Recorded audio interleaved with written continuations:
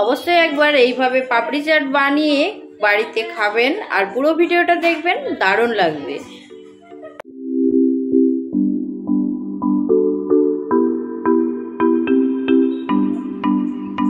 সবাই আশা করছি সবাই খুব ভালো আছেন, সুস্থ আছেন। মৌসুমী রান্নাঘরে আপনাদেরকে আবারও একবার অনেক অনেক স্বাগত।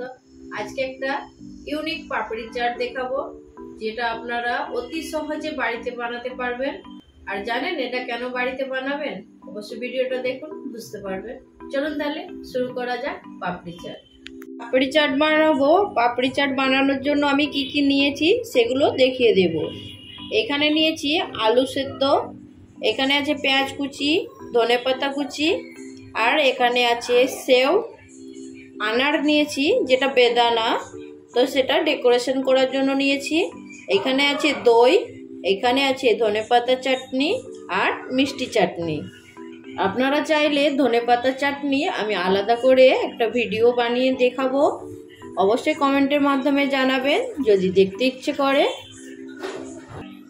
এগুলো তো সব কিছু আছে। এবার পাপড়ি চাট বানানোর যে পাপড়িটা, সেটাই এখন আমার কাছে নেই। তো সেই পাপড়িটা আমি কোথা থেকে নিয়ে এসেছি সেটা আগে দেখতে পাবেন। চলুন তাহলে। এখানে যে আলু সেদ্ধটা আছে, এটা আমি খুব কম মশলা দিয়ে একটা চাট বানাবো। আলুটা এবারে আগে ম্যাশ করে নেব একটা চামচের সাহায্যে।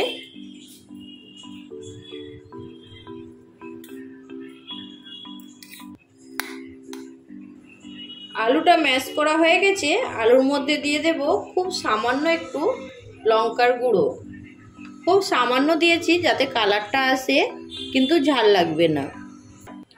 এবার দিয়ে দেব বিট লবণ। এবার এটা খুব ভালো করে মিশিয়ে নেব।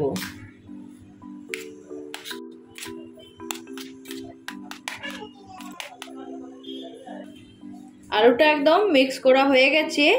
তো সব কিছু আমার রেডি হয়ে গেল, কিন্তু আমার কাছে এখন পাপড়ি নেই। তো আমি পাপড়িটা কিভাবে নিয়ে আসব, অবশ্যই ভিডিওটা আগে দেখতে থাকুন। পাপড়ি চলে এলো, দেখতে পেয়েছেন? এটা মোনাকো বিস্কুট। বাড়িতে যখন পাপড়ি না থাকবে, বানাতে না ইচ্ছে করলে পাপড়ি, তো তখন এইভাবে আপনারা অবশ্যই বানিয়ে খেতে পারবেন। তো চলুন এই মোনাকো বিস্কুট দিয়ে আজকে পাপড়ি চাট বানিয়ে দেখাবো। বিস্কুটগুলো খুব সুন্দর করে সাজিয়ে নিয়েছি। এবার চলুন প্রথমে আগে আলুটা দিয়ে দেব অল্প অল্প।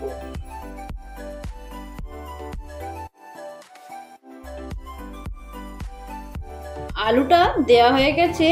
এবার দিয়ে দেব ওপর থেকে ধনেপাতা চাটনি, খুব অল্প অল্প করে দিয়ে দেব। এবার দিয়ে দেব অল্প অল্প দই,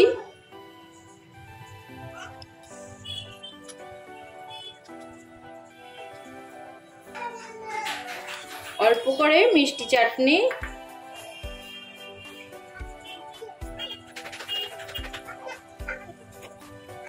দিয়ে দেব অল্প অল্প পেঁয়াজ কুচি,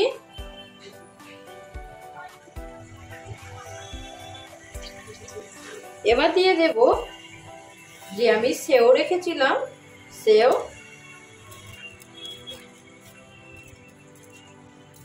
ওপর থেকে দিয়ে দেব ধনেপাতা, আর দেব এবার যে বেদানাটা ছাড়িয়ে রেখেছিলাম সেগুলো।